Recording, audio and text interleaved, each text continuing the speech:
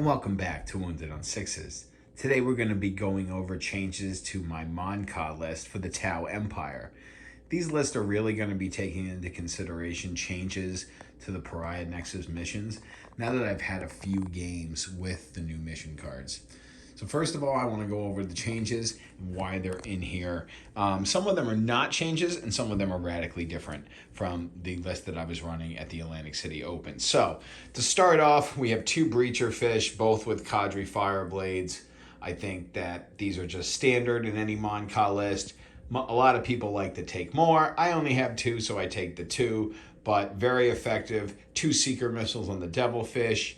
The breachers are fantastic at performing actions, being on objective markers to be scoring points for any Battleline keyword abilities or actionable abilities or secondary scoring. And the Cadre Fireblade really does help to maximize the firepower out of these units.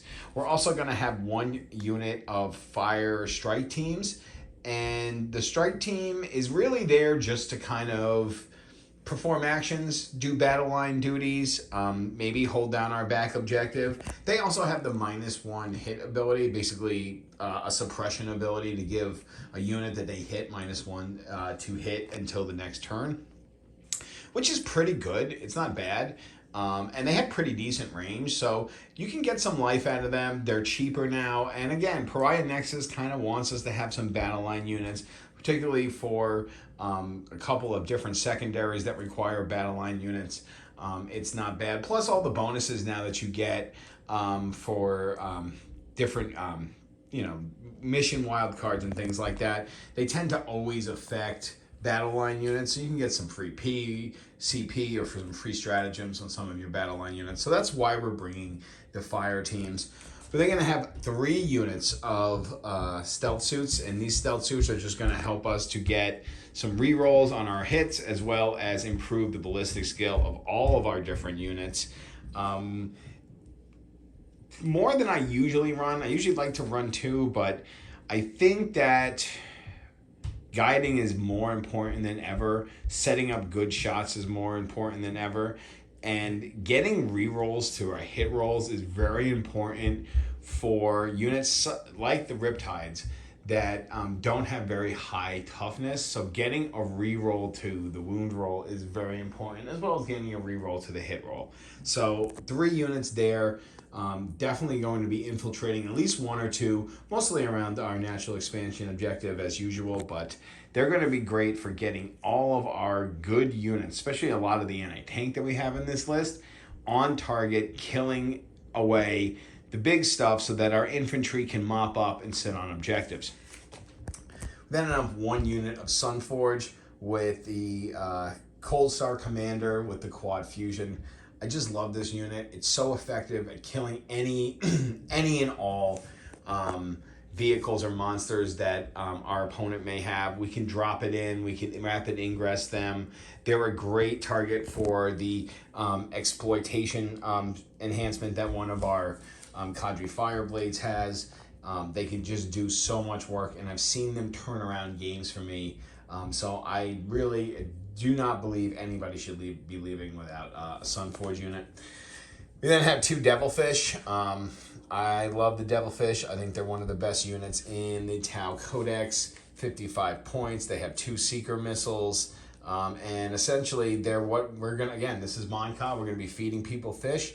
We're going to be putting them in our opponent's faces early. We're going to have them destroy those piranhas, and then we're going to pinpoint counteroffensive those units that destroy the piranhas. So the feed the fish strategy, very much in effect in the Mont'ka list for me, and the piranhas really help us do that. The alpha strike that they can provide with their 2 seeker missiles is fantastic, and having more units like the strike team and the stealth suits are going to make those early seeker missiles even that much more effective. Rather than hitting on 4s, we should be able to guide them and get them in on 3s. So that's going to be really important to this list, is our seeker missile spam, which we have, I believe, 14 seeker missiles that we can generate, and 4 of them are on these 2 units here.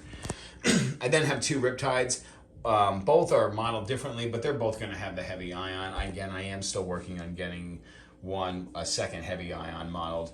But these guys are going to be the backbone of our list. They're going to be hanging out on the flanks. They're going to be move blocking for us. They're going to be using their fallback and shoot ability. They're going to have some of the most effective shooting that we have because their save modifier or their hit roll modifier cannot be adjusted. So they are just the best unit in the Tau Codex in terms of our big heavies. And you really shouldn't be leaving the house without at least 2 Riptides, if not 3.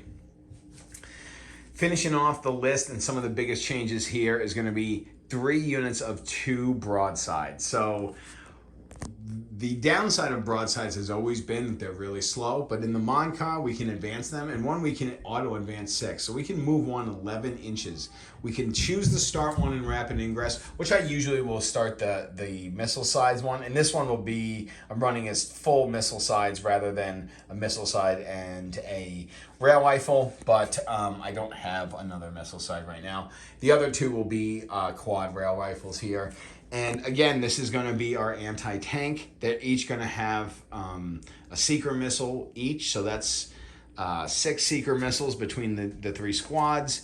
I like to run them with the missile drones over the shield drones, especially in Pariah Nexus with the changes to bring it down. Each one of these could max out points being 20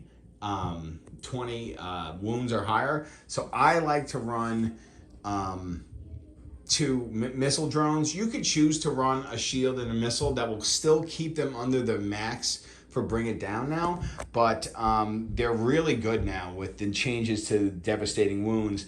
Now their ability to save devastating wounds on a 4-up is very, very effective. So these are going to be hard units to take down. We're going to be able to run them up the board or bring them in strategic reserve and really put the hammer down on our opponent. And I really think, and I've always thought, that the broadsides were the best anti-tank in the Tau Codex, better than the hammerheads. And early in the edition, I was running a lot of broadsides until they got very expensive a couple of months ago. Now that they're back to being cheap, I think they're fantastic, and they're best in Mont'ka because we could advance and shoot them, which really takes away their downside of being only movement 5 inches. So really like the broadsides here. So some of the bigger changes really are that we got rid of one of the crisis suits that we were running before. And really the big replacement for that is going to be this missile side unit. So rather than having the fire knife unit with the commander, we're just going to have the 2 broadsides have those missile sides instead. Essentially the same, almost the same output, and they don't require us to have another commander. That's allowing us to bring in another Battleline unit. That's allowing us to bring in another stealth team, just to make our shooting that much more efficient. Like I said earlier, one of our Cadre Fireblades is going to have the coordinated exploitation. While everyone would agree that the Strategic Conqueror is best, it is kind of hard to get off if you want to like keep back your devilfish and not drop them on, because you could choose the objective, but unless you have the Cadre Fireblade out of the devilfish, you don't get the effect. So I would rather have the increased damage from one of our other units than the Strategic Conqueror, especially in this list, because we're going to have more battle line, more infantry, more stealth suits, more things to stay on the objective.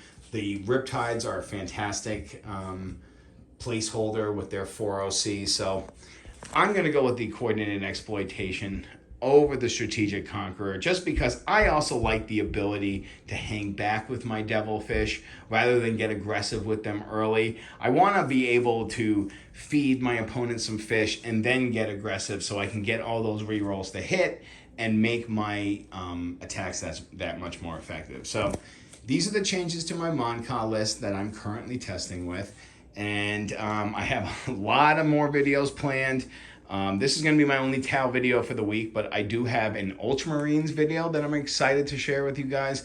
And I also have an update to my Adeptus Mechanicus list. It's actually a melee-focused Adeptus Mechanicus list, so anybody interested in AdMech should stay tuned. Anyone interested in some Ultramarines or Space Marine lists, you should definitely check in later this week. Go ahead and like the video, and if you haven't, go ahead and subscribe to Wounded on Sixes.